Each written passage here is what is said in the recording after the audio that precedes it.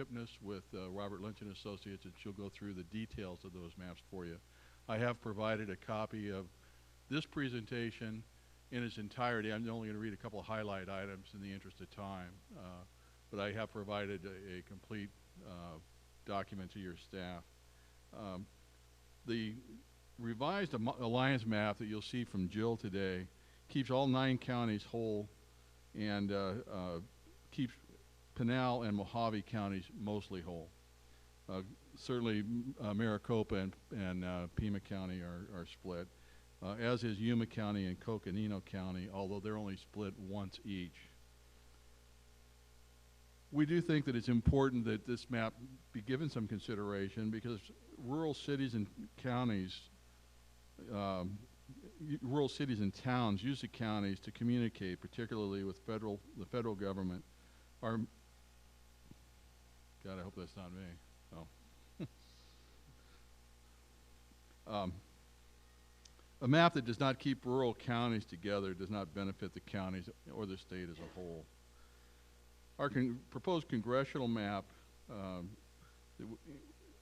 recognizes communities of interest. The Pinal County Indian communities of Gila River, Ak-Chin, Tohono O'odham should continue to be in the same congressional district. Saddlebrook, located in southeastern Pinal County, many of the residents there have Tucson addresses, and we've more closely aligned them with Tucson. Marana, which is, while it's in Pima County, much of the growth that's going on in Marana is actually occurring in Pinal County, and they are a member of the Pinal County Alliance. And we have shown them as part of the proposed congressional district for this area. We also think that it protects and enhances the majority-minority characteristics of the districts. Like I said, Jill will get up here later and give you specifics about that. On the legislative side, much of the same reasoning we use. We feel that Pinal County wants to remain whole as much as possible. Much of the growth that has occurred in Arizona that's allowed us to have the additional congressional seats really occurred in Pinal County. We feel that needs to be recognized by the IRC. Pinal County now has sufficient population to have one full district. It would need approximately 52,000 people to create a second district. I know that there have been several public hearings in the past where there's been some question about whether Casa Grande is a rural or county or rural city or not, and I just want to read the comment and our response to each one of those. Rural county districts should be completely rural and not include areas like the city of Maricopa or Apache Junction, as they are not rural cities. Our answer from the Alliance is that Maricopa and Apache Junction are full partners in Pinal County's economic and political efforts, and hence they are actively participating in the Alliance. Their future rests with Pinal County. Second comment, cities of Maricopa and Casa Grande don't care about rural issues. I got to tell you, this can't be further from the truth on behalf of Casa Grande. If you look at our general plan, it really stresses the rural nature of our community. The Alliance response to that is that Maricopa and Casa Grande have major agricultural and rural neighbors and economic partners that thrust them into rural issues constantly. That necessary interaction is a major reason that the Alliance was formed. And so I think, speaking on behalf of the Alliance, we really like to see, number one, in the congressional level, Pinal County be kept whole as much as possible. Our membership does include many of the mountain cities as well.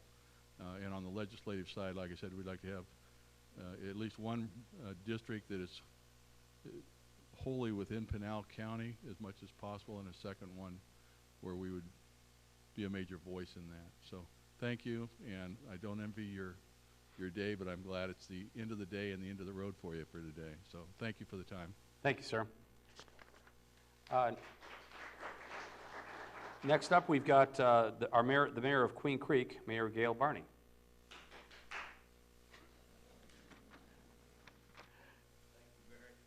Your brother's here. No, his dad used to work for us. He was our foreman for about 40 years and grew up on our farm there in Queen Creek. So, my name is Gail Barney, G-A-I-L B-A-R-N-E-Y, and I have the fortune to be the mayor of Queen Creek. Want to thank you for the opportunity to share Queen Creek Town Council's thought on the proposed congressional and legislative districts.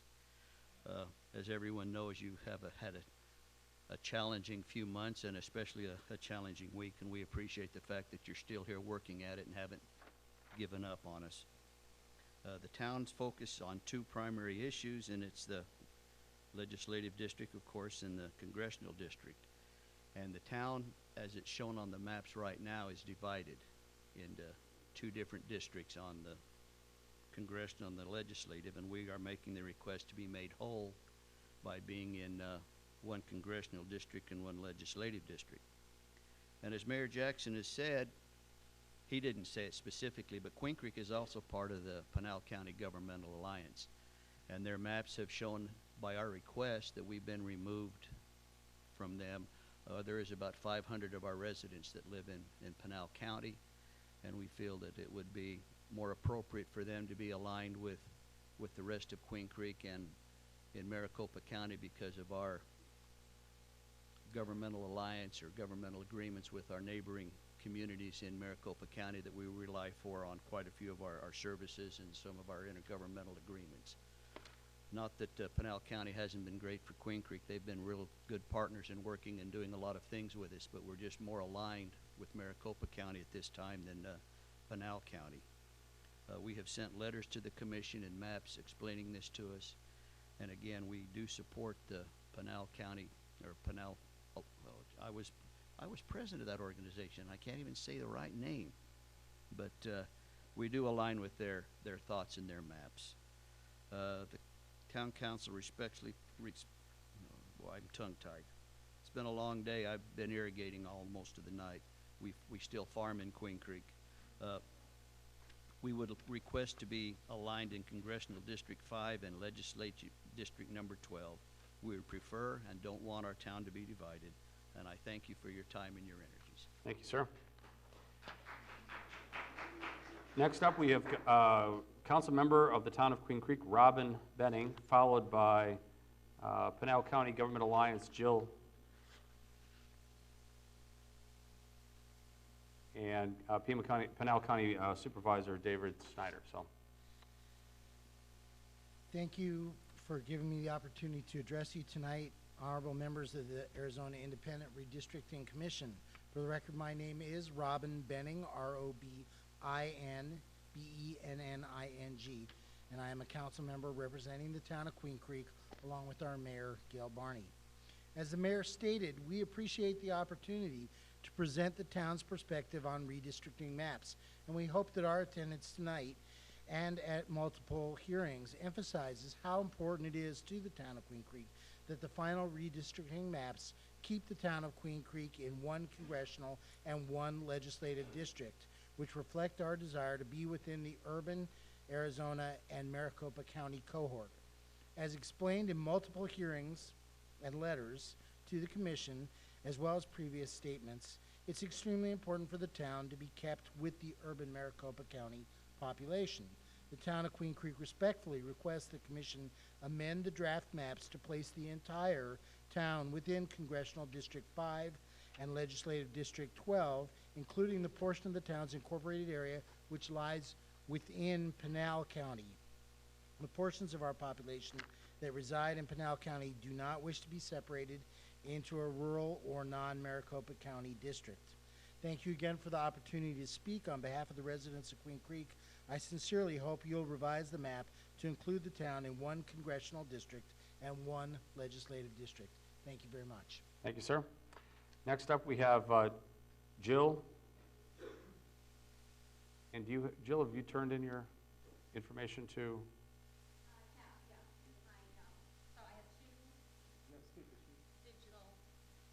I have two digital maps there, so if you can pull them up for me, that would be great. And I also have my handouts. Can I approach and give them to you? Sure.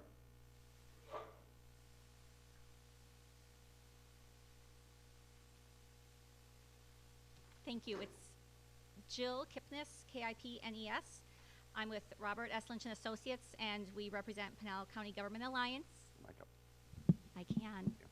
So, Commissioner Sturts, thank you for being here this afternoon. So, Pinal County Government Alliance introduced a map to you in July when you were here, and we have since made some changes to the map. The big advantage of going last, it allowed us to continue to revise our map up until late this week. So the major changes to our map, and some of them have already been discussed, is of course it combines the Navajo and Hopi nations. It also adds the other Grand Canyon reservations and the Salt River and the Fort McDowell reservations of Maricopa County. It moves Queen Creek into the Maricopa County district. That includes their Pinal County population. It moves Saddlebrook into the Pima County district. It moves Marana into the Eastern Rural District, and it combines all of Cochise into what we call Congressional District 8. This map still is constitutionally sound as it meets all of the 6 requirements, probably most importantly putting the communities of interest that want to be together, again, Saddlebrook, Marana, Queen Creek, where they want moving more Indian reservations into that eastern district as was requested, and keeping Cochise County whole, and of course keeping Pinal County as whole as possible. And then, sir, our other map is our legislative map, so if you can go to page 2 on that. And this is a change from the draft legislative map from the IRC. The District 11, the one over here on I guess the western side, District 11 is the district that was drawn into the draft. The change district is District 8. It pulls the population out of Gila and Pima counties. It puts all of Queen Creek back into that green district, which we think is District 12. There it goes.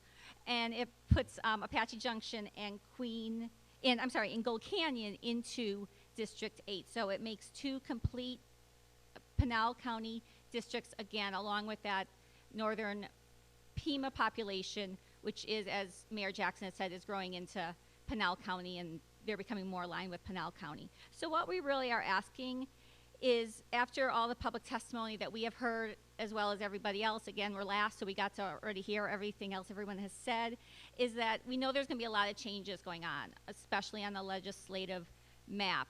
And so what we would like is 11 to stay the same, for our changes to be made to 8, and then kind of make all the other changes around us. So please don't pull into Pinal County just to fill other population gaps, because we have now made our 2 legislative districts. Thank you very much for your time and all your work for Pinal County, and we look forward to seeing the end result. Thank you, Jill. Next up, we've got David Snyder, Pinal County Supervisor.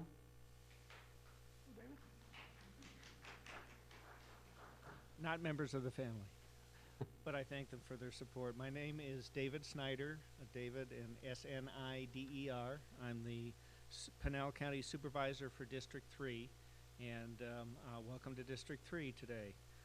I am here in support of the alliance maps as presented earlier, and certainly by Ms. Kipnis. We have worked very, very hard on those maps, and I am proud to be able to say that they have at least as many of the 5 C's as Arizona does.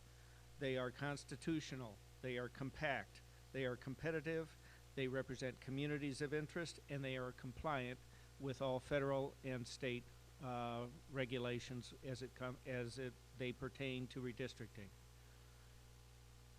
The congressional district in particular is strong. It represents the will, the expressed will, of certainly the Navajo and Hopi nations.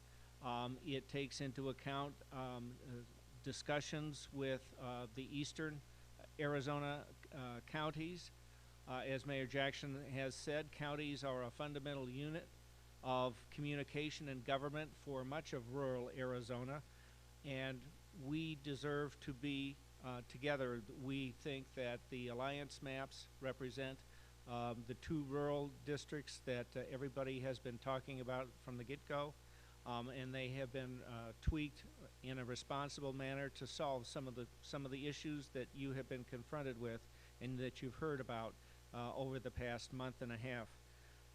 With regard to the legislative districts, there are a number of ways, obviously, to resolve those issues, but we feel very strongly that the alliance map represents a very strong contender, and it ultimately, when you look at the consequences of keeping 8 and 11 in that manner, that it will resolve some of the challenges that we have heard from in terms of our neighbors to the north, to the east, to the west, and to the south. I would urge you to give serious consideration to the alliance maps. You'll notice that in terms of populations, they are within 7 people of meeting that congressional target population in each of those districts. That's the entire spread from 710,220 all the way up to 710,227. That's pretty close. We'd have split some babies, but that's prohibited. The legislative districts are equally strong, and we would urge you to give serious consideration to those as well.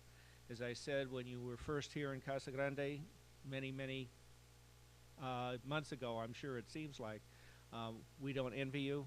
We thank you for stepping up and taking on this challenge, and challenge it is.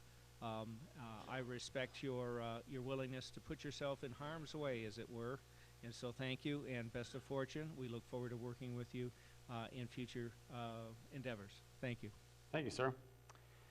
Next up, we have the chairman of the Pinal County Board of Supervisors, the Honorable Pete Rios.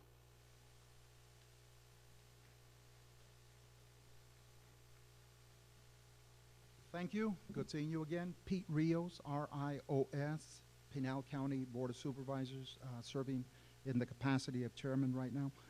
Thank you again for letting me address the group.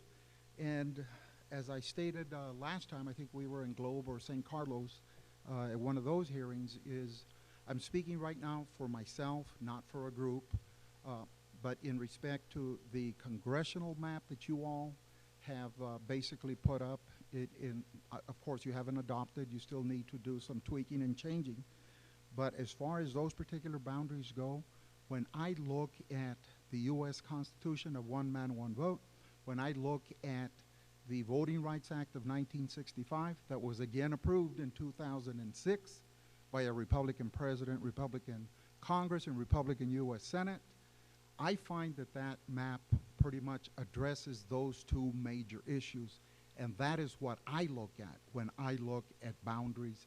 And like I've said before, this is my third rodeo, done this a few times. So I appreciate the job that you all have done on CDs with, of course, some tweaking that needs to be done. I specifically wanted to speak today to legislative districts, and the particular in Pinal County, which is LD 8 and LD 11. And as I had mentioned before, included right now in LD 8 are portions of Pima County, which is Oro Valley, Catalina, and you also have Saddlebrook, which technically is in Pinal County by all practical purposes. They're part of Tucson. Their mailing address is Tucson. They identify with Tucson. Everything they do is in Tucson. How do I know? Because I represent them in Pinal County Board of Supervisors. They're part of my district. And they tell me every day that I talk to them that their real identity is with Tucson. So you have them included in LD8. I would recommend, and in this particular point, I am speaking for myself, and there's others, but we are not a formal group that agree with me that we should put Saddlebrook and Catalina and Oro Valley with what is currently District 11. And I will be submitting electronically some maps by Tuesday or Wednesday of next week that will show what it is that we're truly trying to do, and will give you all the demographics and numbers that go with it. We are swapping the numbers. 11 will be 8 and 8 will be 11. I know that'll be confusing, but at the end of the day, what we are recommending is that you include with the new 11, which is the Copper Corridor area, Apache Junction, and Gold Canyon. And when I speak of the Copper Corridor, that includes Globe and Miami. Even though there may be some conflicting testimony, I have spoken with the mayors of both of those communities, and they have both told me that they want to be part of the Copper Corridor. We are suggesting that we swap Santan Valley and put them in LD 16 to make the numbers work. When we remove AJ, which is Apache Junction, and Gold Canyon to the new 11, and we suggest that we swap and put into the new LD 8, Saddlebrook, Oro Valley, and Catalina, and I think that will work. Again, I don't want to take too much time, but I think when you do that and you look at those new proposed LDs, they're closer in communities of interest, and they're a little bit more compact.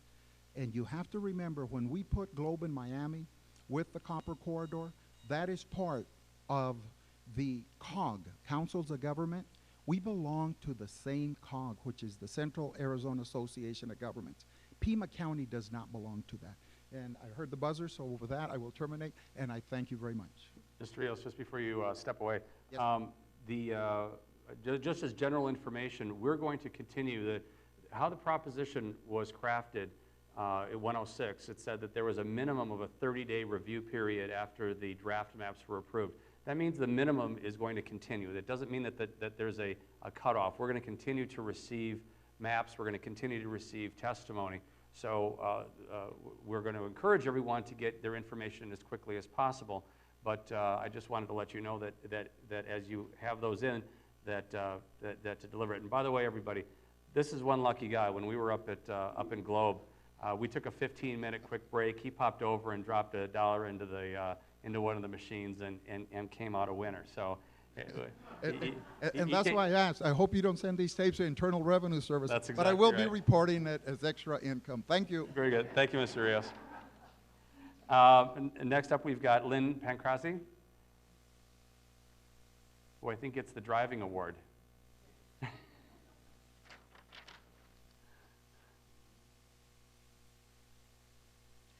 I'm Lynn Pancrasi. I'm the Lynne Pancrazi.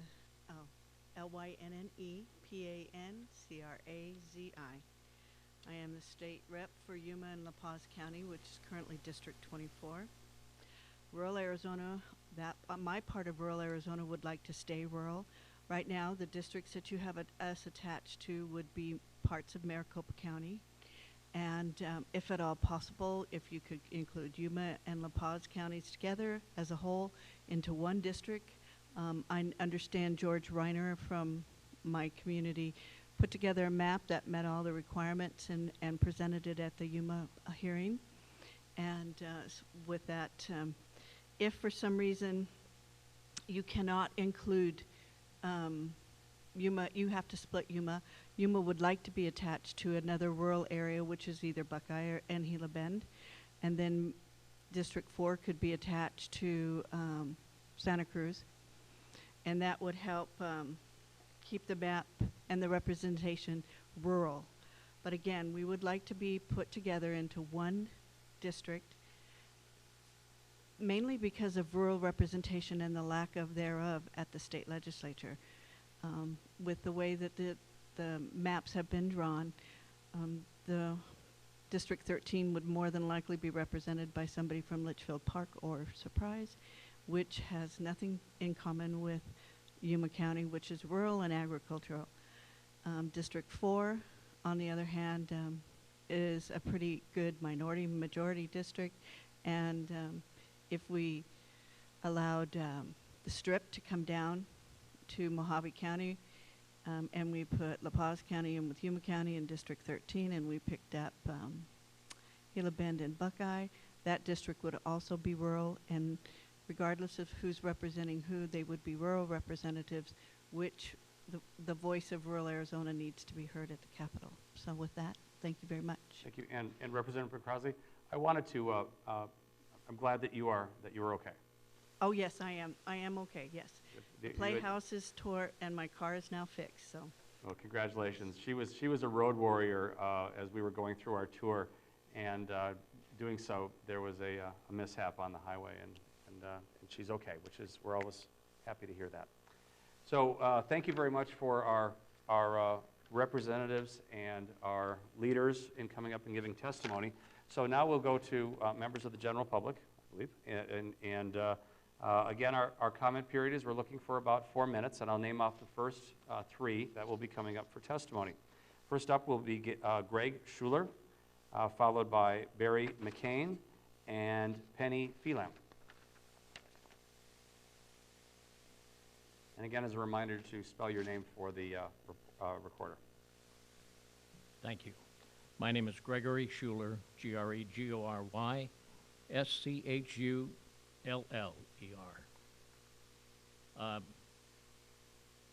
First off, I'd like to say that I know the people in Saddlebrook, and the people in Saddlebrook would want to remain with us here in the central part of the state. Having spoken to a number of them quite often, that is their desire. So I can understand our Board of Supervisors, Pete Rios, wanting to get them out of there because they're primarily Republican. That's one of the things that I think should be taken into consideration whenever this is done. The maps that the Commission has adopted is political gerrymandering to allow the Democrats to take over the congressional delegations. Even the Arizona Republic, who is ultra-left, says this map flunks out and it needs to be retooled. Folks, The Commission is be respectful of misleading. each other. Just do so. The Commission is misleading the public by claiming there are 3 competitive districts. In reality, these districts are all Democrat districts. One competitive district in Tucson, which swings left, and the other is in Phoenix with a narrow Republican advantage that will fade quickly due to growth patterns. Representative Gosar's new district is not competitive. Gosar won in 2010, a high water year for the Republicans, by less than 6%. But this map gives the Democrats over a 9.50 advantage, up 5.7%. The maps are currently competitive. 3 of the 8 congressional districts have switched parties within the last 2 elections. The Democrats ignored the Arizona Constitution by abandoning the grid map in Maricopa County so they could gerrymander the districts for the Democrats. The map's Maricopa district looks nothing like a grid map. This is in violation of the Constitution, which calls for the Commission to use the grid map to develop the final map. The map that the Commission adopted is not a compromise. The 2 Democrats and the Democrat-oriented chair compromised with themselves, not with the Republican members. Even you, Commissioner Stern, has properly labeled the maps Mathis-McNulty maps. This map result is completely unnatural combination of rural and urban areas and combinations of parts of the states that have nothing in common with each other. Gold Canyon, Apache Junction, Florence, and the Santan Valley all share the district with Yuma and Colorado City. Large areas of Mesa are arbitrarily included with a district that zigzags throughout Tempe and East, Central, and North Phoenix. Maricopa, Eloy, and Casa Grande are put with the Four Corners area, and Flagstaff's district goes all the way to the Mexican border. The map's an obvious gerrymander that could have been drawn by the Democratic Party.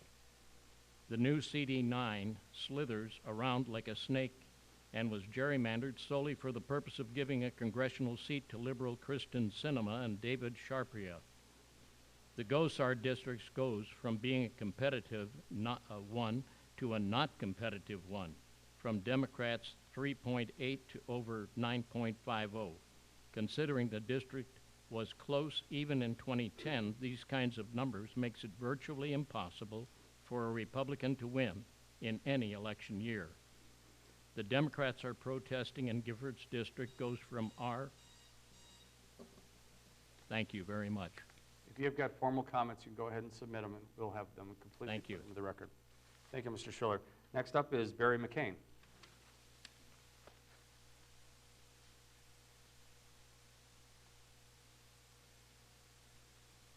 Good afternoon, Commissioners.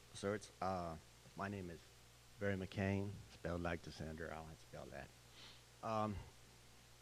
I'd like to first off, this is my 6th time before you, and it's been nothing but pleasure. and informative, and I see all the hard work that you're doing. I'd like to commend you for that. The thing is, the governor, what she's done is unconstitutional, and that'll be addressed. But I'm sorry for all the problems that you've had to go through. It's just appalling that someone would do that. But when they're afraid, and having been a terminal patient at the VA hospital, I understand what fear does. So, again, that's to the task. In our county, we want one competitive legislative district. As has been said already, District 8 and District 11 is problematic, but in the United States Navy, I believe in compromise. If the commission would readdress District 11, I'd appreciate it. If you have to pick one or the other. But like I said, it's been a wonderful experience, and I thank you so much. You have a good day. Thank you, sir. Next up is Penny Phelan, followed by Irene Littleton and Art Kennedy.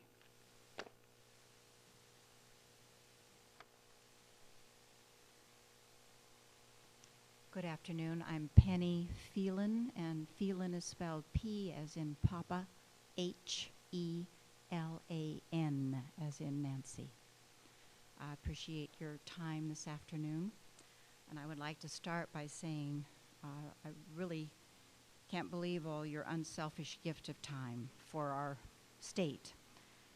And I appreciate your efforts at transparency and communication with the citizens of Arizona. I think it's an impossible task. I would like to speak to competitiveness general for legislative and congressional districts. I am a resident of Santan Valley. There's 81,000 of us now. I am a Democrat, and I am in a very Republican area. I do not expect probably ever to be represented in my legislative district or perhaps my congressional, but I am very concerned that you are taking into account fairness for the entire state. One of the things I have noticed is that we evidently as a state are divided into thirds. At the moment, registration seems to be a third Democrat, a third Republican, and a third independent. I do not feel that our current legislature reflects this. Furthermore, this March there was a Pew Gallup poll that ranked states according to leanings, liberal leanings to conservative, with a scale of 0 to 50, I believe, with 0 being the most liberal state, which I fail to remember, Massachusetts perhaps, and the most conservative perhaps is Alabama. We evidently rank right in the 20s. We're moderate. Again, I do not feel that our legislature, as it currently is composed, reflects this. Therefore, I feel like our legislative districts really need to pay attention to competitiveness for our state so that we do not have the extremes on either side of the parties. I feel part of the moderation that we are noted for on the Pew poll can be seen by the Proposition 106. It can also be seen by the fact that we overwhelmingly passed the half-cent tax for education, even though it was not purported to be desired by the legislature. So finally, please, when you do draw the final maps, keep our state's status in consideration and work the best to have a fair, competitive version for the entire state. Thank you very much. Thank you very much. Next up is Irene Littleton, followed by Art Kennedy and Weymouth Fogelberg. Good afternoon. My name is Irene Littleton, and I want to thank you for giving us the opportunity to get up and speak. Littleton, Littleton. Okay. Thank you. This is the first meeting that I've come to, but I have noticed one thing about these maps and how they're being drawn. And that is, I don't think enough attention is being paid to community interests. Every one of the counties except one is cut. Cities are cut in half. Even Florence is cut in half. I don't understand why this has to happen. And I think this is something that the whole committee should look into and try to get us back together again the way we should be. According to the Arizona Constitution, district lines shall use visible geographic features, city, town, and county boundaries, and undivided census tracts when possible. It doesn't seem it's been possible in a lot of areas. So I'd like to have all of that reviewed and keep Florence as one unit, please. Thank you very much. Thank you very much. Next up is Art Kennedy, followed by Weymouth Fogelberg and Tag Prescott. Good afternoon. My name is Arthur Kennedy, A-R-T-H-U-R-K-E-N-N-E-D-Y. I'm not a map reader, and I have a difficulty trying to follow that one, but it appears to me that community of interest, which is paramount in my mind, is not being adequately addressed, and that's my issue. Thank you. Thank you, sir. Next up is Weymouth Fogelberg, followed by Tag Prescott and Henry Wade. Hello. I'm Mr. Weymouth Fogelberg, W-E-Y-M-O-U-T-H. Fogelberg is easy.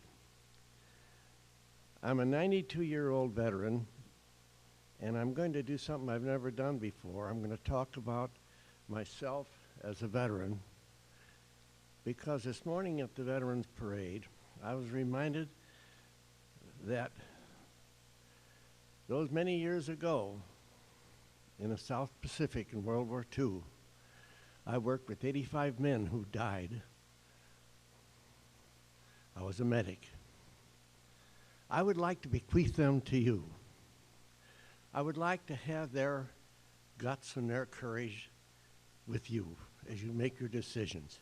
I think there are so many things pulling at you people that it must take more than the wisdom of Solomon, and I'm very sympathetic to that.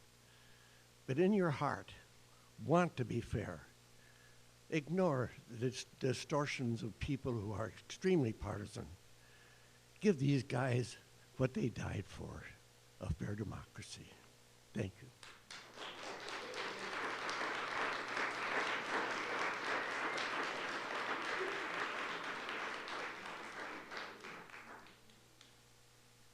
Does anyone want to follow that? Thank you, sir. My dad served in the South Pacific in Guam, and lost him 5.5 years ago. So thank you for your service. Next up is, I believe, it's either Tag or Jay Prescott. Is it Jay Prescott? Okay, I'll put him aside.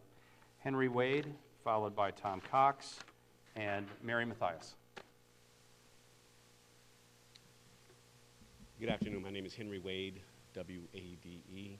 I'm a citizen of currently LD 23, to be split into either LD 11 and 8.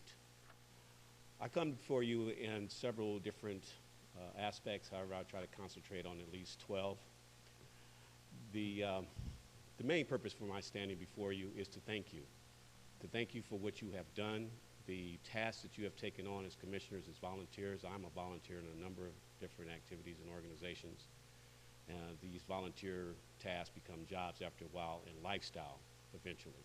So I appreciate the efforts that you've gone through, and I stand before you as one who has challenged my senator, challenged our governor, and the actions that they've taken to remove an independent member of an independent committee. I believe that we as citizens of the United States have the opportunity to serve, and when we do serve and are recognized for our volunteer efforts, that we should be allowed to do our jobs without being impeded by a political process. And that is what has taken place. One of the concerns that I have in reference to this is your 30-day period in which you have to respond to the Department of Justice and what the actions of the governor has and how that will affect that process and how it will affect the overall process that you're undertaking. And whether or not, if the process cannot be completed in the timeframes that you have to work with, will it then revert back to the Senate, which we know is not the place for this action to take place. That is a real concern of mine, and I'm hoping that that will not happen. If that happens, all the work that you have done, all the people who have become before you on either side of the issue have placed in goes to naught. We will then be in the process of undergoing a gerrymandering, because we know just by the very action that has taken place to remove your chair will happen in the Senate.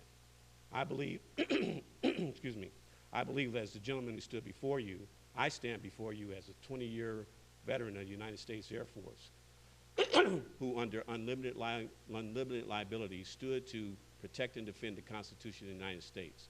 So the Constitution is important to me, whether it is the United States Constitution or whether or not it's the Arizona Constitution, and that it should not be used as a weapon against volunteer citizens who are doing their job.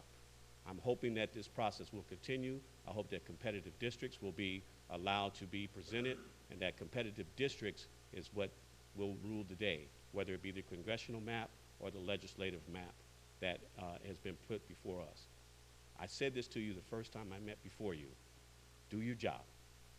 Do your job well, and we will appreciate it. Some will not, but in the long run, as citizens of the United States, our process will have been protected. Thank you. Thank you, sir. And thank you for your service.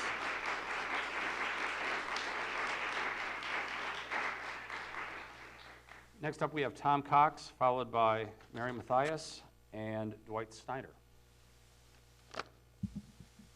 Good afternoon. My name is Tom Cox, COX, and I live in Casa, Grande, and I appreciate the opportunity to address you.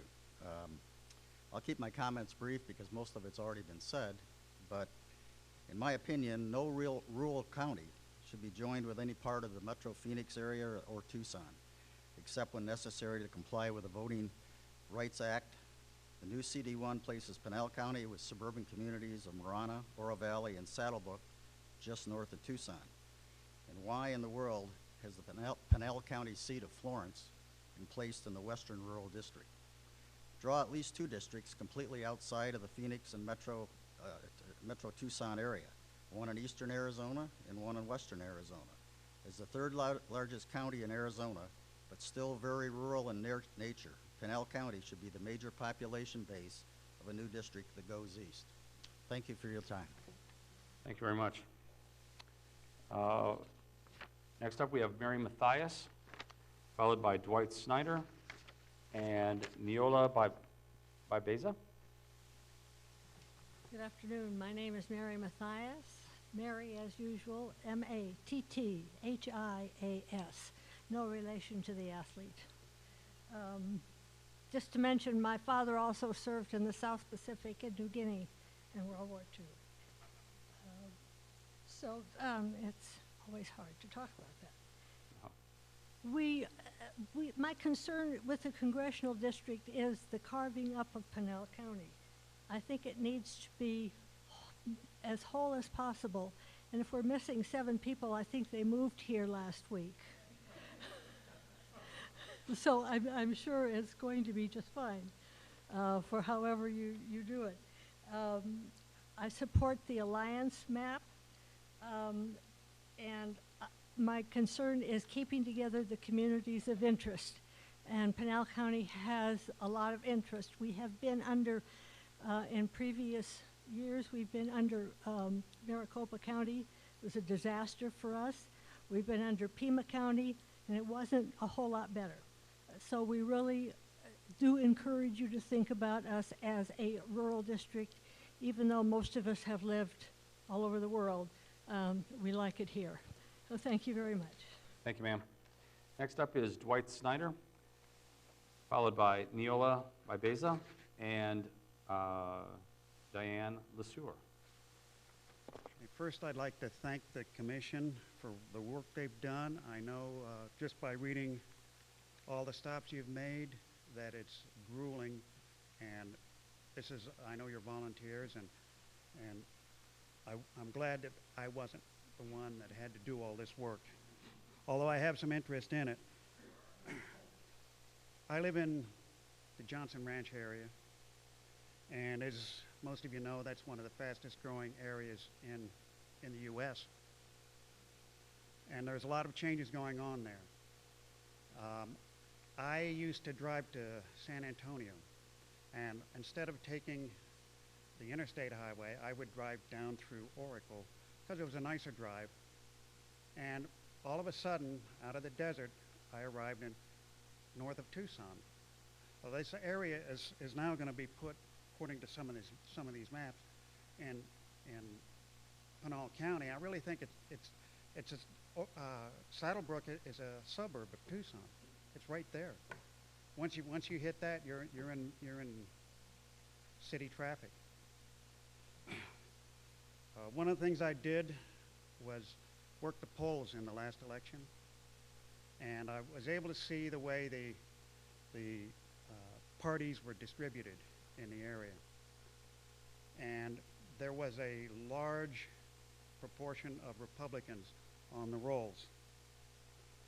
Now, we've just had the governor and the state senate remove one of the members of your committee. And I looked at some of the voting of the 11 elected members of the state administration. 9 are Republicans, 2 are Democrats. The Senate has got 20 of 30 people in the Senate. There's 21 Republicans, and this has been pretty steady for decades. And the reason is because of the way the voting districts were distributed and laid out. This program here that you're doing, I think, will help correct that.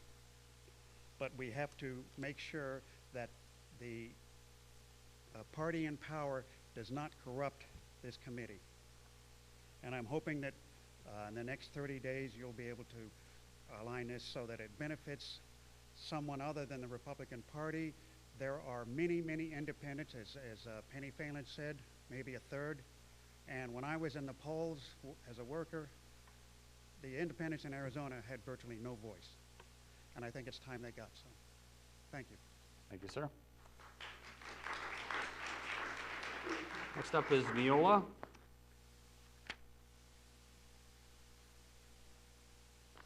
Followed by Diane LeSueur, I believe, and Glenn Miller. Well, thank you for the pronunciation. You did very well. Neola, N-E-O-L-A. Last name is Bybeza, B-Y-E-B-E-Z-A. And I'm a senior citizen who's been voting since I was first eligible. And generally what I've found is I get my way about 50% of the time until I moved to Arizona. And this week, my heart just got broken. And so I just want the commission to know that because I think you work for us, I am very angry at what happened. And I want you to continue to do independently what you've been doing, and I think you've been doing a great job. And I appreciate the meetings are open and well run, and we are able to come, this is my third one, we're able to say what we want to say. And I want to thank every one of you on the commission for doing this for us. Thank you. Thank you very much. Next up is Diane LeSueur, Glenn Miller, and Tom Miller. Thank you for allowing me to have this opportunity to speak. It's D-I-A-N-N-L-E-S, like Sam, U-E-U-R. I want to thank you as volunteers for what I can't even imagine what you've put into this and the hard work. I've been a volunteer before. I've never been fired. I don't think you can collect unemployment.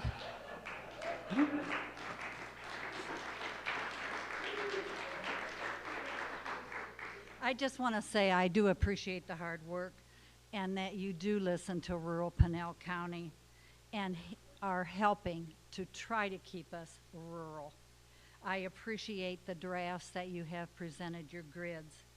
And I'd also like to say that I appreciate being at least one competitive legislative district as it's now drawn, and I'd like to encourage it to be two. I think it would give fair representation to all of us. And I'd also like to say that I would appreciate if our legislators would keep their nose out of this. Thank you, ma'am. Next up is Glenn Miller, followed by Tom Miller and Mary Kortson. I'm Glenn Miller. It's G-L-E-N-N, last name Miller, M-I-L-L-E-R. I am here from Yavapai County. You may have seen on the yellow sheet there. This is my second time testifying before the commission. I came down here also to get out of the cold. I know you all here in Casa Grande and Pinell County come up to Prescott to get out of the heat. So this is nice weather for me. It's probably cold for you. But I'm basically, I'm not competent to speak to the specific issues with regards to the boundaries of districts in the draft map for this area. I made criticisms when I spoke in Prescott Valley before you all with regards to the map and how it, you know, the perspective LD14, perspective CD4, gave you my opinion on that. The big 2,000-pound gorilla here has been spoken to some degree, and that is the hijacking of this process by an out-of-control state senate and an out-of-control governor. I second the comments of Mr. Henry Wade. Specifically, this is unconstitutional. It's a complete lack of due process, and I hope the state Supreme Court will restore justice in this state. This whole idea came out of the progressive movement. Arizona 100 years ago was created out of the progressive movement. We fought for the recall against President Taft, and we won that fight. After we got statehood, we had a recall because that's what we wanted. We were standing for the progressive movement. This Proposition 106 is a representation of the progressive movement that was passed in 2000 by the people of Arizona. The idea is to give the power to the people, as opposed to a majority party, a temporary majority party. They should not dominate the process. The whole idea is a fair competition in the way districts are drawn and to not be gerrymandering.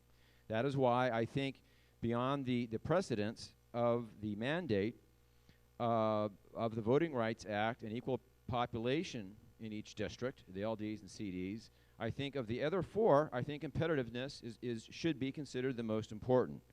But essentially, to highlight the key points of no due process, the impeachment process, number one, there was no chance to first alter the maps after this 30-day process that we're finishing up today. There was no chance to let you guys listen to the comments, take account of that, and alter the maps and come up with a final product that then, then they could address and see if there was a violation of your mandate by the state constitution. That you didn't have a chance to do that before Ms. Mathis was fired. And I honor all of you, including the Republicans and the Democrats and Ms. Mathis, for your volunteer work. This little buzzer over here, I think, may have been my idea, by the way. And I want to end my 4 minutes. I want to drone on. But you didn't do that in Prescott Valley, and people abused it in Prescott Valley. And I said to Ms. Mathis, you need to have some kind of buzzer or something like that, and apparently you're doing it. Maybe that's because of me. Ms. Mathis had no chance to respond to the claims before she was canned. There was no hearing before the Senate Committee of Jurisdiction, which is chaired by Steve Pierce, who is my state senator in LD1. He's chair of that committee. The claims of impeachment are complex to support this gross misconduct charge. They are not self-evident. They need to be stated in specifics and a chance for Ms. Mathis to respond specifically to each charge. All three authors of the Proposition 106 in 2000, the Democrat, the Republican, the Independent, all opposed this outrageous act by Governor Brewer in the state Senate. Going back to 98, President Clinton had a chance when he was impeached, before he was impeached by the House of Representatives in Washington, D.C. and our federal government. His attorneys had a chance to appear before a House committee and answer the charges before they issued articles of impeachment to the full floor of the House. This process has been basically ignored. And I think, in wrapping it up, I think, well, all we can say is we're depending on the Supreme Court to restore justice in our state. Thank you. Thank you, sir.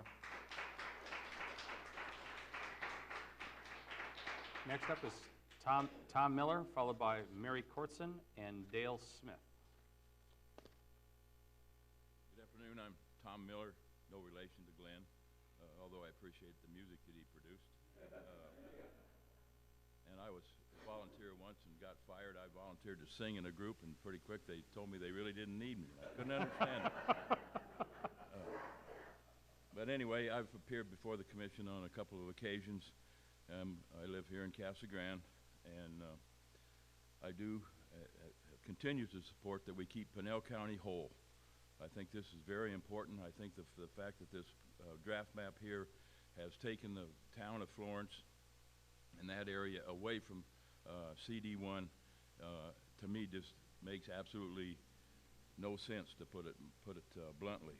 I think that was a mistake, because especially between Florence and Coolidge, they are two communities that are totally tied together, and to split them apart and put Florence in a district that's going to go all the way to the western border and all the way to the northwestern part of the state just doesn't really make any sense to me. I totally looks like I totally support the alliance map with what I saw on the screen earlier. It puts CD1 basically back the way it was, and I think it was a good district the way we've got it, and I see no reason to really change it, and it would also take us away from the area down by Tucson and put that area back into the Tucson area where they belong. So keep Pinell County whole and put Florence and that area back into CD1. I think that would be a major accomplishment. Thank you. Thank you, sir. Next up is Mary Kortson, followed by Dale Smith and Tanya Norwood. Mary Kortson here? Okay. We'll go to Dale Smith. Okay. Thank you for your, we will have your comments that you wrote on your sheet. They will be included. We'll go to Tanya Norwood, followed by Emily Verduga, I believe, and Nancy Hawkins. Commissioner, hello, how are you? Tanya Norwood, TonyA Norwood. Today I stand before you representing the Arizona Consumers Council, and we have a resolution that we'd like to put into evidence. Whereas in November 2000, Arizona voters passed Proposition 106, a citizen initiative that amended the Arizona Constitution by removing the power to draw congressional and state legislative districts from the state legislature and reassign this task to the newly created Independent Redistricting Commission. Whereas under the Arizona Constitution, the sole task of the IRC is to establish congressional and legislative districts. The Constitution permits no more than 2 members of the IRC to be from the same political party and require that the 5th commissioner not be registered with any parties represented on the IRC at the time of appointment. Whereas the state of Arizona falls under the Voting Act, which is a landmark civil rights legislation that protects the rights of the minority voters to participate in the electoral process.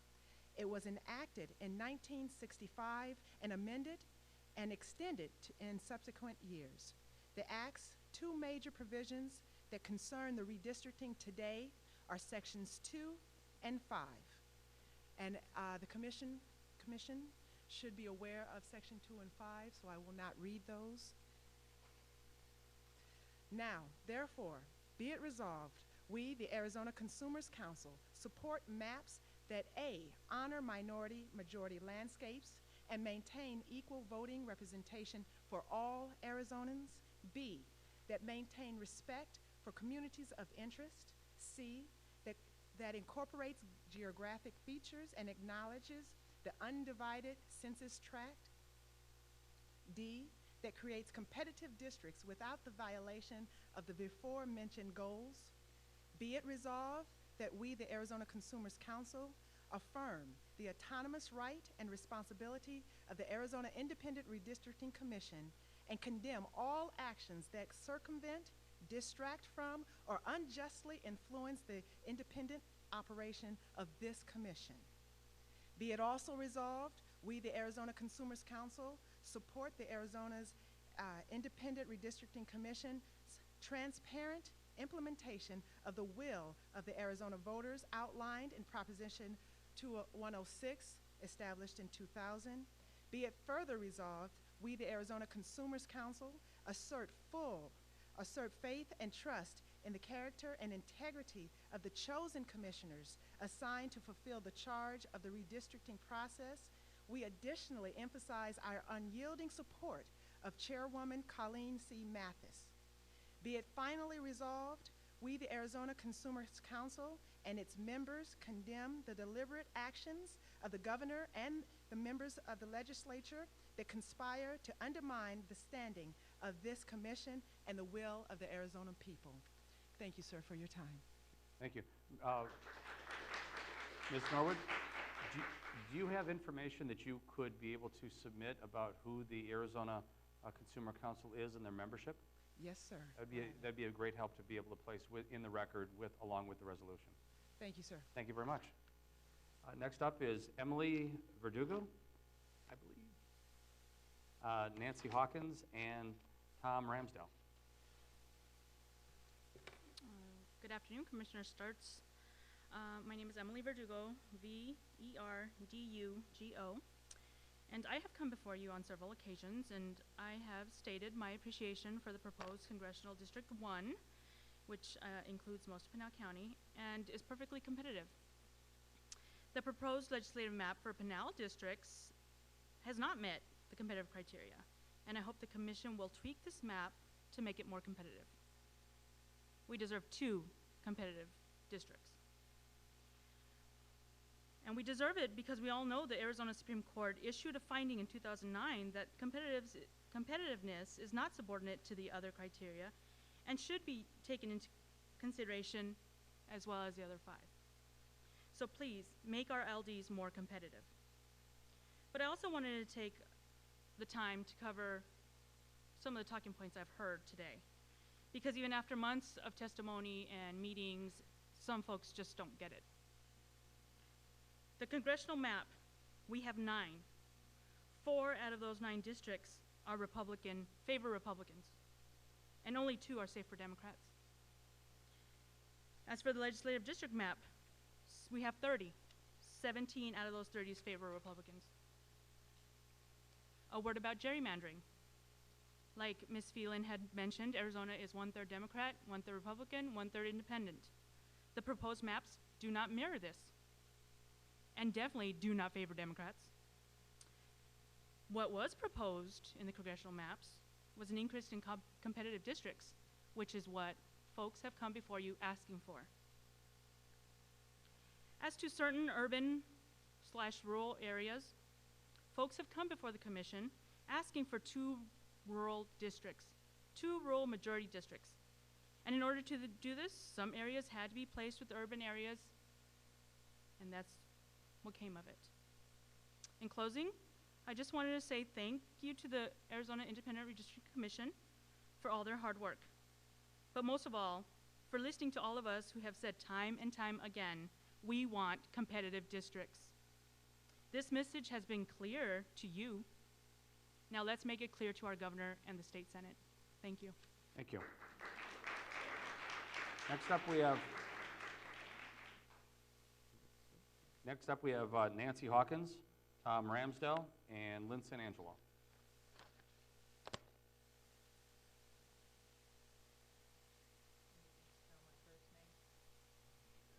Nancy Hawkins. and I will be very brief. I have attended a few of these meetings. It is my understanding that part of the requirements, or a good part of the requirements, in fact, they should be a priority, as well as competitive districts, and that is compact, contiguous, and maintaining communities of interest. And I've heard a lot of talk about communities of interest, and that seems to be the focus. And I just want to make sure that these other three areas are not overlooked, ignored, or I guess taken advantage of, or disallowed, or manipulated in any way, because those represent people too. People live in like areas for a reason. People live in compact areas, and they have like needs and everything else. So I would hope that you would take into consideration and give great importance to the three things: the compactness of the area, the contiguous, and maintaining communities of interest, because a lot of these have been ignored and disrupted, in my opinion, just for the sake of being competitive. Thank you. Thank you very much. Next up, we have Tom Ramsdell, followed by Lynn San Angelo and Jerry Ottoboni. Mr. Commissioner, my name's Tom Ramsdell, R-A-M as in Mike, S-D-E-L-L. I've attended a number of meetings here in Tempe, and I've noticed, as you probably have, that everybody has an opinion. I don't know how you can sift through all of these different opinions, but I'm going to concentrate on two things that I've always talked about here. One is having more than 2 districts along the border, and this final draft map shows 3, and that made me happy. I think everybody in the country understands that the Arizona border is the gateway to America, and certainly we do here in these southern counties of Arizona. So what I see there, I'm happy with. I'd like to have 3 gatekeepers on that border rather than 2. The other thing, instead of taking a micro view at legislative districts, I'd like to speak to Pinal County, because I've always asked for the ability to try to keep Pinal County as whole as possible. I understand where I think it's District 3 comes into the southwestern corner. I understand why that is and why that has to be. However, when the county seat of Pinal County is removed from our Congressional District 1 and put in the Western Congressional District, that just boggled my mind. I'd say that if you're talking about communities of interest, if you're talking about in the Constitution, there's 6 criteria that have to be followed, and I'm sure you know exactly what they are. But when you look at the current map and you look how CD4 encroaches from the north down into Pinal County, from where I'm sitting, that doesn't comply with C, D, or E in the Constitution, and I'd like to go over those real quick. C, district shall be geographically compact and contiguous to the extent practicable. D, district boundaries shall respect communities of interest to the extent practicable. And I don't think anybody can formulate a good argument that the county seat is not a community of interest to Pinal County.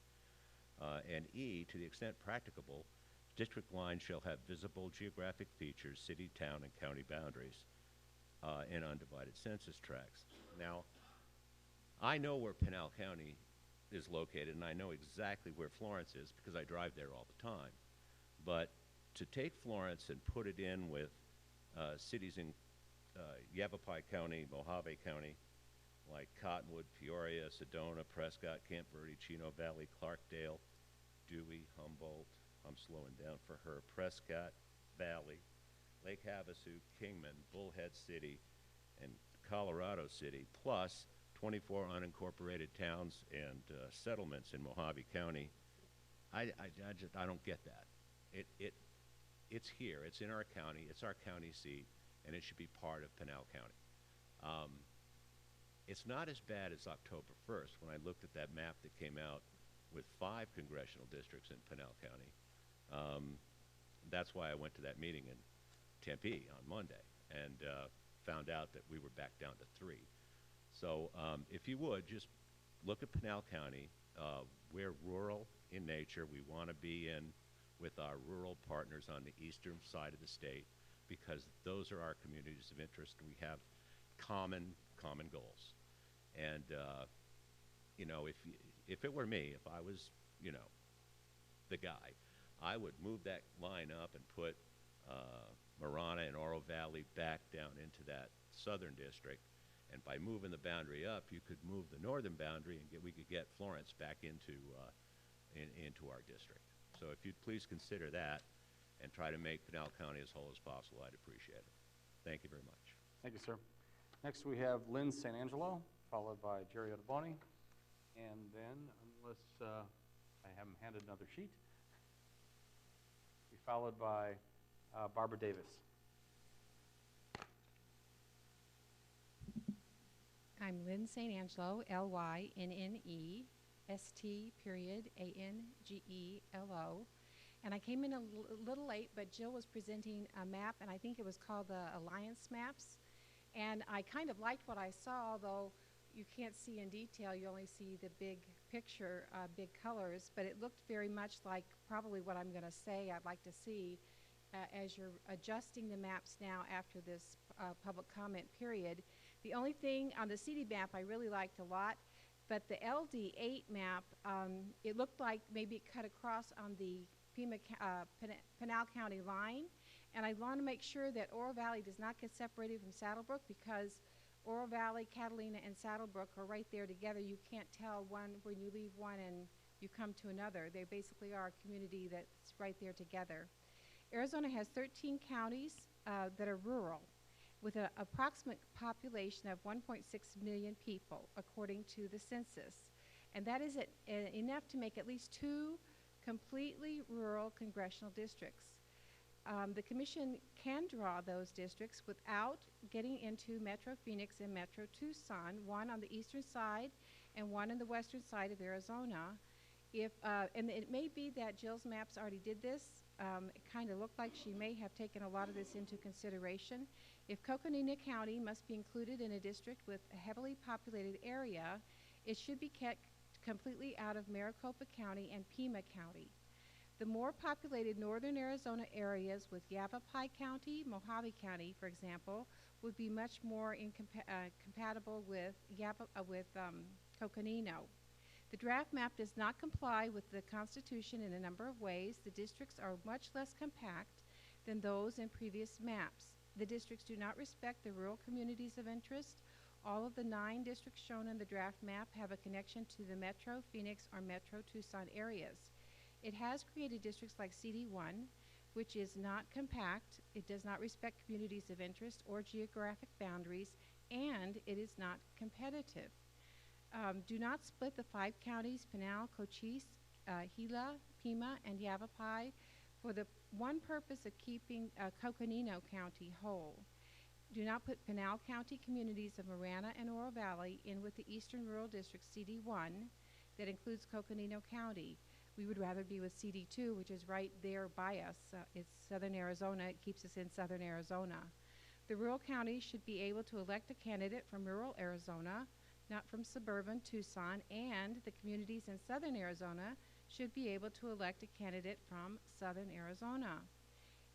If you really want to have 3 border districts and the 2 rural districts, I think that possibly could be accommodated without still putting in with Pima County and without putting the western counties in with Maricopa and Pinal County. Arizona does have enough people in the rural parts of the state to deserve a minimum of 2 completely rural counties. 2 completely rural districts. Florence, Coolidge, and the Santan Valley, if they want to be, and I'm not sure that this is true, in the currently drawn CD1, and the non-reservation part of Coconino County wants to be in the currently drawn CD4, this would be an easy swap to make those counties work, or those new congressional districts work. CD8, which is where I was the most competitive congressional district in the state, switching back from Democrat and Republican. And now we're in CD1, which has a Democrat 10-point majority, which is in no way can possibly be considered competitive, even though competitive really hasn't been defined by the commission, and it's certainly not rural. I would request in the 30-day review, I'm almost done, that you get the 2004 and 2006 election data and include those in the new data, that everyone would be able to see that as well for the new districts. Thank you so much. Thank you very much. Lynn Taboni, Barbara Davis, and finally Cheryl Sims.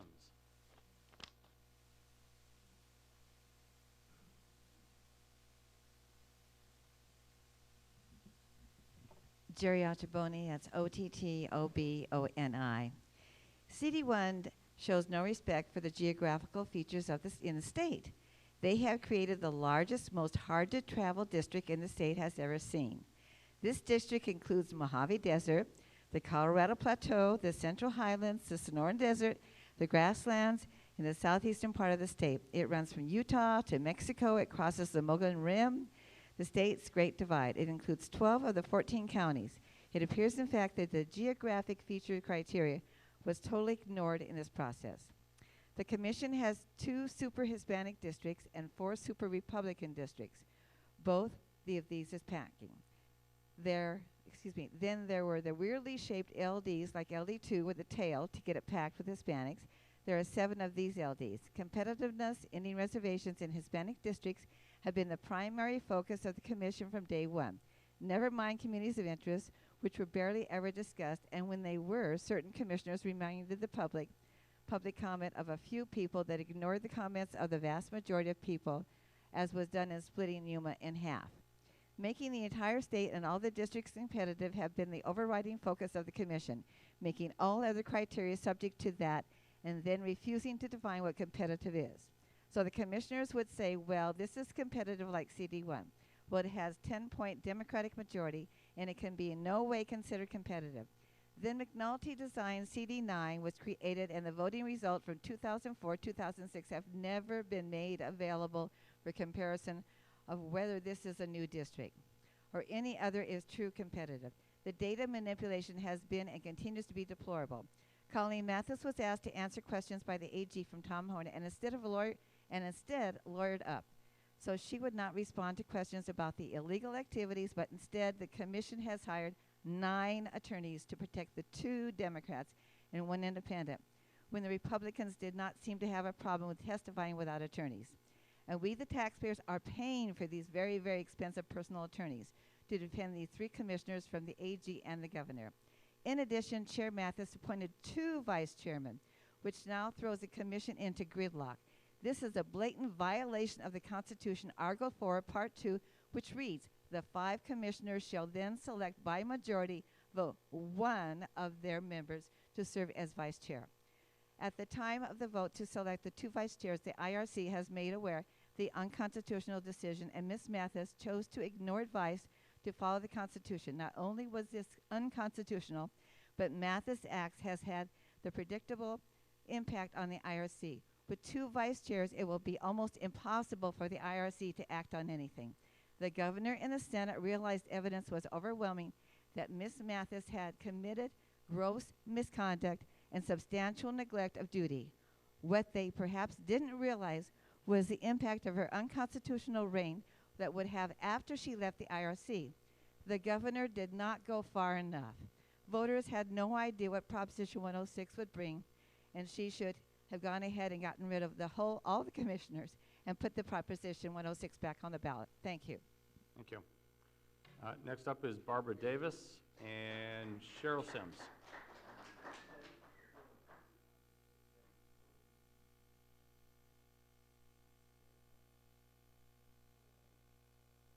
Hi, my name is Barbara Davis, B-A-R-B-A-R-A-D-A-V-I-S.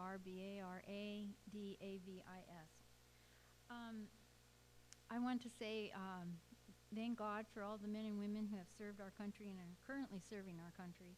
And I do believe in the voice of the people. And I think that there are several people have mentioned that there are certain communities that should be attached to this or that or whatever. But I think that the communities need to be of interest of compact or contiguous remaining communities that are most important. And perhaps the people of Florence, Coolidge, Saddlebrook, Catalina, and Oro Valley would rather have their communities not with some other community, but where they are presently. So I would appreciate if the commission would take time to look at that. Thank you. Thank you very much. And before we go to our final speaker, did Jay Prescott come back? Okay. And we'll go to our final speaker, Cheryl Sims.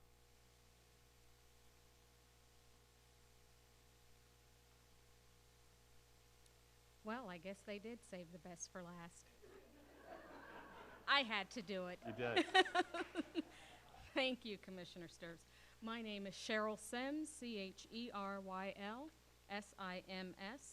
and I am here to speak on behalf of my sorority, Delta Sigma Theta Sorority Incorporated, which is a public service organization that was founded in Washington, D.C. in 1913. So we too are soon to celebrate our centennial celebration like our great state of Arizona.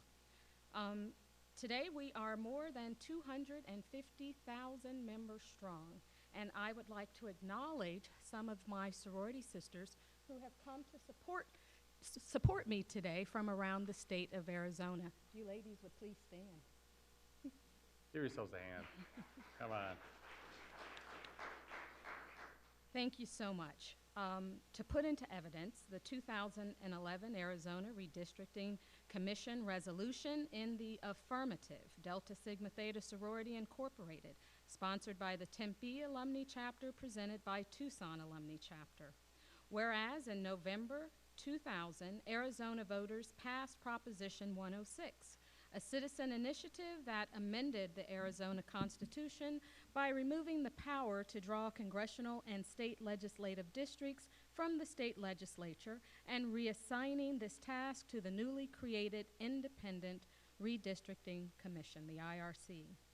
Whereas under the Arizona Constitution, the sole task of the IRC is to establish congressional and legislative districts.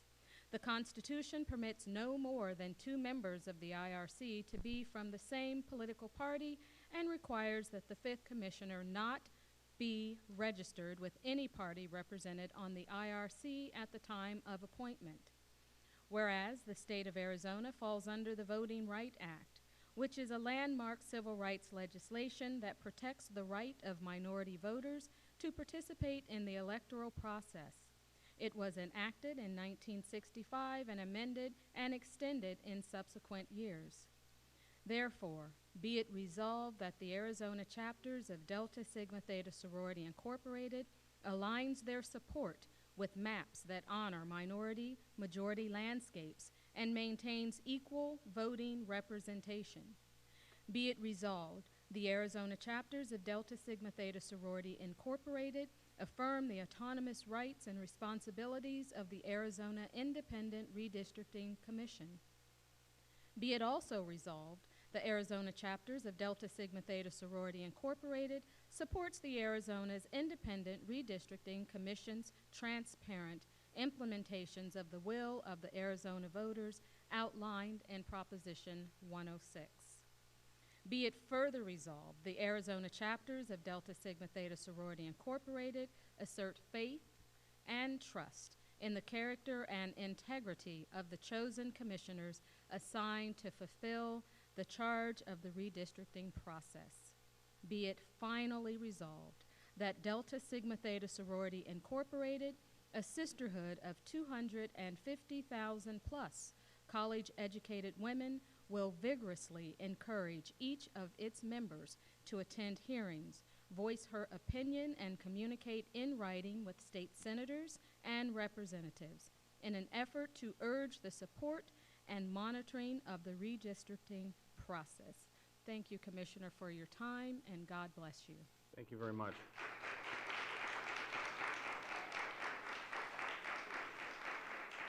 Is there anyone else in attendance this evening that would like to speak? With that being said, I've got a couple of closing remarks. Mr. Wade asked a question about what the process is going forward. There is a sort of a parallel process. In Proposition 106, there was a remedy clause if there was a choice where a commissioner was removed, there is a remedy where the Appellate Court Appointment Board reconvenes together and selects a new member, which will be then vetted by the remaining commissioners. That Appellate Court Appointment Board is having its meeting on Monday. Simultaneously, there is a legal response taking place where there's been a legal challenge by the Commission against the removal of Chairman Mathis that was filed in Supreme Court, and those proceedings are beginning as well on Monday. Because the 30-day process of response time, it doesn't end, it's just that the minimum time is 30 days or longer, as the Constitution lays out, that we are to collect comments after the draft maps for at least 30 days. The end of that first minimum period is this upcoming Wednesday. So what we'll be doing now is we have literally, and I think Mr. Forrest said earlier today that we've literally had thousands and thousands of emails, not including the testimony that we've had in person, the write-in testimony, the maps, et cetera, that we've accumulated over the past travel time since the draft maps have been distributed. That information is going to be gathered together, collated, and then distributed to the commissioners so that we can begin our assimilation. And this is a deliberate and an intentional process by the commissioners to really truly understand all the ramifications of the testimony that we've received, the impact of the changes how we have Florence in one district slightly outside of the majority of the rest of the county. These are the adjustments that sometimes when you're drawing draft maps you just don't really capture. And that's the reason why the crafters of 106 were quite smart and said, you're going to give a draft period, go out to the public, capture a bunch of information, and then digest all of it, and then go back and make these adjustments. So I want to tell you thank you very much. Please keep us in your thoughts and your prayers. This has been a difficult challenge this past week. And going forward, we know that we are not going to satisfy everybody's needs, wants, or desires as we move this ball down the field. But if you can keep us in your thoughts and prayers, we'd surely appreciate it. And again, thanks to the City of Casa Grande for the use of this beautiful facility. And we are called this meeting and the last meeting of our public comment period to a close at 5:30 this evening. We'll call this meeting adjourned.